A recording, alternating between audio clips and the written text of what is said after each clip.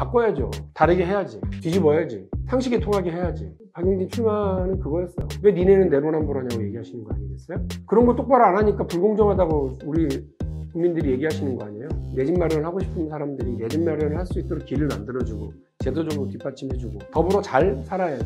이재명 지사 별장도 생필품이라고 그러잖아요. 내가 얼마나 열받았는지 몰라요. 아니 왜 별장이 생필품이야? 별장은 생필품 아니에요. 박정희 대통령 고속도로 사업이랑 김대중 대통령 초고속 인터넷 설치를 병렬적으로 주고 우리도 이런 걸 좀 해야 한다 국가적으로. 요 말이 좀 생각하는데 혹시 이런 거와 같은 유지 정책을 좀 계획하고 계신 게 있는지. 제가 삼성전자 같은 회사 10개, 20개 만들겠다는 게 일부러 출마 선언문에 넣었고요.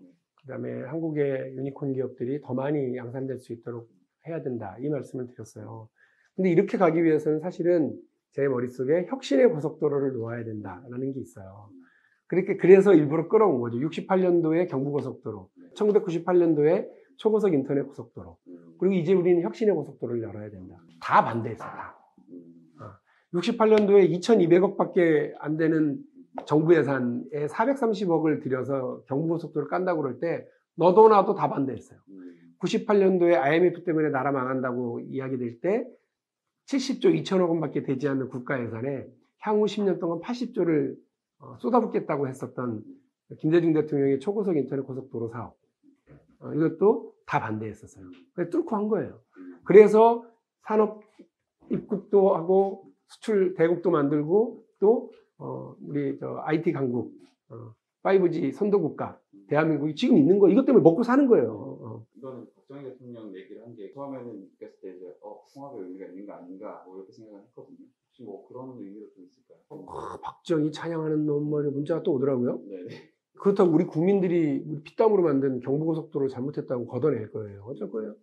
있는 그대로 보고 포용적으로 해석하고 그리고 미래를 위해서 잘 이제 이걸 계승해서 가면 된다고 봐요. 공은 공, 과는 과지. 박정희 언급을 했다고 그래서 보수파의 이런 거 저는 별 의미 없다고 생각을 하고요. 세계 인류 혁신 선도국가를 만들어 가기 위해서는 우리부터 달라져야 되는 게 있어요. 그 중에 가장 큰 게 3대 규제를 뚫고 가야 된다. 첫 번째가 관료들의 도장 규제예요. 두 번째가 기존 주류 사업자들에 의한 진입 장벽 규제예요. 세 번째가 기존의 대기업들에 의한 시장 독점 규제예요. 런데리고라고 하는 세탁 혁신 기업이 있는데 이 런데리고가 강서구인가? 어디에서는 공장을 새로 지어서 서부권 사업을 하는데 성동구에 내려고 그랬더니 성동구에서는 안 해주는 거예요. 중앙정부가 서울시의 지침, 이런 것들을 마음대로 해석을 하고 죽어도 자기는 이건 못 해주겠다. 이건 내가 볼 때 나중에 나한테 불이익이 될 수도 있겠다. 문제가 될 수 있다고 싶으니까 적극적으로 해석 안 하는 거죠. 대체육 시장에 진입하려고 하는 혁신기업이 기존의 한우협회, 한돈협회, 닭고기협회, 이 육류 사업자들이 못 들어오게. 그래서 상품명에 무슨 고기라고 하는 표현, 미트 이런 표현 쓰지 못하도록 하는. 그다음에 식약처에서도 계속해서 신상품으로 어떻게 이걸 안 해주고 허가를 안 해주고 계속 미루는 건 다 그 압력 때문인 것 같아요. 내가 이제 이미 재벌 기업이 돼가지고 새로운 혁신 기업들이 막 나타나면 망을 이용해서 하려고 하면 자기들이 기존 그대로 베껴가지고 똑같은 사업을 또 해요. 내가 왜 부동산까지 해요? 내가 왜 꽃집까지 다 해? 그러니까 이런 식으로 벌어지는 관료 도장 규제와 기존 주류 사업자들의 진입 장벽 규제와 시장에서 독점 규제, 이 세 가지를 어떻게든 뚫어주겠다고 하는 게 박용진의 혁신 고속도로 구상이에요.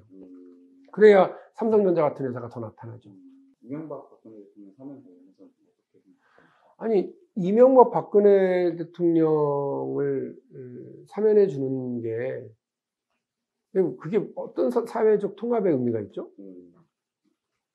잘 모르겠는데. 그러니까 지금 우리 사회 통합을 자꾸 진영 간의 통합, 그러니까 여야 간의 통합, 정치적인 통합으로 이렇게 바라보는 건 사회 통합에 대해서 잘못 알고 있는. 우리 이렇게 좌우에 개혁 진보 간의 통합도 중요하지만 우리 사회의 가장 큰 문제는 아래 위에 불평등의 격차를 줄이고 이 격차를 해소하는 게 되게 중요하거든요. 교육 불평등, 자산 불평등, 소득 불평등, 이 불평등을 줄여나가는 게 사회통합의 핵심이잖아요. 그러기 위해서 우리가 어떤 정책을 펴나가는지가 되게 우선되어야 되는데 이 부분에 대한 얘기는 안 하고 계속 어떤 임무를 사면해 주는 것이 사회통합이라고 생각하는 건 저는 되게 협소한 사회통합에 대한 이해라고 봐요. 통일 관련해서 좀 어떤 생각을 갖고 계신지 혹은 뭐 구상해놓은 정책 같은 게 있으신지. 당장의 통일의 대상으로 북을 염두에 두고 이렇게 접근하는 거에 대해서는 저는 동의하지 않아요. 북한하고의 관계에 우리가 1차적으로 가져가야 되는 건 사이 좋은 이웃 관계를 설정해야 된다. 매우 아주 정상적인 외교 관계가 필요하다고 봐요. 그 대신 북한에 대해서 할 말은 해야 된다. 끌려다니거나 이런 느낌 주면 안 된다. 통일 환상의 근거에서 정책을 입안하는 것이 아니라 사이 좋은 이웃 관계라고 하는 아주 현실적인 관계를 준비해서 북도 이득, 남쪽도 이득 이렇게 얻고 저는 가야 된다고 보고요. 경제 정책이나 어떤 복지 정책이 궁금한데. 복지 정책? 저는 뭐 복지 정책보다는 제가 설계한 국민 자산 5억 성공 시대와 관련된 걸 하고 싶은데요. 이거를 아마 공식적으로 발표는 할 거예요. 근데 국부펀드를 조성한다는 거고요. 대한민국 국부펀드의 구성은 국민연금 지금 한 870조, 이거는 1770조까지 쌓일 예정인데 국민연금 플러스 한국투자공사가 운영하고 있는 외환보유 중에 운영하고 있는 게 한 200조가 있고요. 또 67개의 각종 연기금들이 이제 운용하고 있는 자산이 한 200조 정도가 있어요. 그러면 최소 1000조에서 1500조는 넘어가는 이런 국부펀드를 구성한다. 물론 기존의 국민연금부터 각종 연기금들은 각자 다 따로따로 이걸 구성을 하는 그러니까 계좌는 다 따로따로지만 돈은 뭉쳐서 같이 구성한다. 그 다음 이 국부펀드의 수익률을 연 7% 끌어올린다. 국민연금은 지난 30년 동안 평균 수익률이 5%예요. 그리고 각종 연기금은 1%대예요. 처참하죠. 근데 재밌는 건 해외의 다른 연기금, 노르웨이 연기금, 캐나다 연기금, 캘리포니아 연기금 다 8%대예요. 그리고 싱가포르 투자청, 제가 생각하고 있는 싱가포르 투자청이나 테마셋 같은 경우는 연수익률이 18%가 넘어요. 이유가 뭐냐? 우리는 완전 이게 납작 엎드린 투자만 해요. 채권에만 투자한다고 보시면 돼요. 거의 안전자산에만. 그러니까 이거는 안전자산, 안전투자가 아니라 사실상 보수적 투자이고요. 소극적 투자예요. 그래서 1. 적극적 투자로 전환한다. 그 다음에 이 규모가 엄청 커져 있기 때문에 1500조 규모면 규모 때문에라도 손실을 전혀 안 볼 가능성이 커요. 그래서 이거를 7%까지 올린다. 그러면 이제 나라가 부자가 된다. 이제 나라도 부자로, 국민도 부자로가 박용진의 구호예요. 나라도 부자로, 국민도 부자로. 그러면 우리 국민들은 지금 노후자산 설계를 국민연금 말고는 다 개인이 알아서 하고 있거든요. 뭐 집을 어떻게든 살려고 하는 것도 그런 건데, 근데 7%의 국부펀드에 우리도 계좌를 열 수가 있어요. 열 수 있게 하려고 해요. 그러면 예를 들면 내가 무슨 펀드, 소부장 펀드 이렇게 하듯이 펀드에 가입하게, 이 국부펀드에 하는 거죠. 국부펀드 1,500조 굴리는데 내 돈도 같이 굴려주는 거예요. 근데 7% 정도를 충분히 얻겠다고 하니까 7% 이상이 되든 어쨌든 최소 7%는 받으면 내 돈도 그렇게 되는 거죠. 신한은행이 낸 보고서를 보면 대한민국의 최저임금 노동자가 월 얼마에 저축을 하느냐. 최저임금 노동자는 50만 원을 이상을 해요. 대단한 거지, 우리나라 사람들. 이거 저축을. 근데 금리는 1%도 안 돼. 저축했는데. 이 상태에 열받죠. 이 돈을 50만 원씩 매달 묻는다고 했을 때 어떻게 되느냐. 50만 원만 묻었을 때 원금이 1억 8천. 계산 금방 나오죠. 그 다음에 이자가 4억 3천만 원 나와요.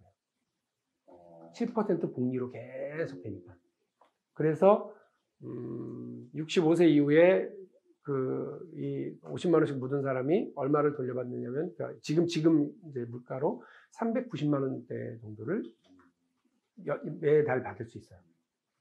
이 정도가 되면, 이 정도 설계를 해주면, 그 펀드에 들어갈지 말지는 본인이 판단하는 문제지만, 그런데 이렇게 되면 대한민국 국민들도 부자가 되는 거예요. 노후자산, 그래서, 아니, 어떻게든 아파트를 내가 살려고 그러는 건 노후자산 때문이라고 한다면, 아유, 됐어. 나는 이걸 해서, 난 뭐, 한 100만 원 내서 한 500만 원 이상 나중에 매달 돌려받는 이런 구조를 나 갈래. 난 대한민국 믿어. 이렇게 해주는 거죠. 그렇게 되면 뭘 악착같이 집을 사고, 지금 여러 가지 희생하고, 그럴 필요 뭐가 있어요. 이렇게 노후가 안정되게 계획이 서야 결혼도 하고, 아이도 낳고, 이렇게 키울 수 있죠. 저는 이건 국가가 해야 될 되게 적극적인 역할을 좀 안 하고 있다는 생각이 들어요.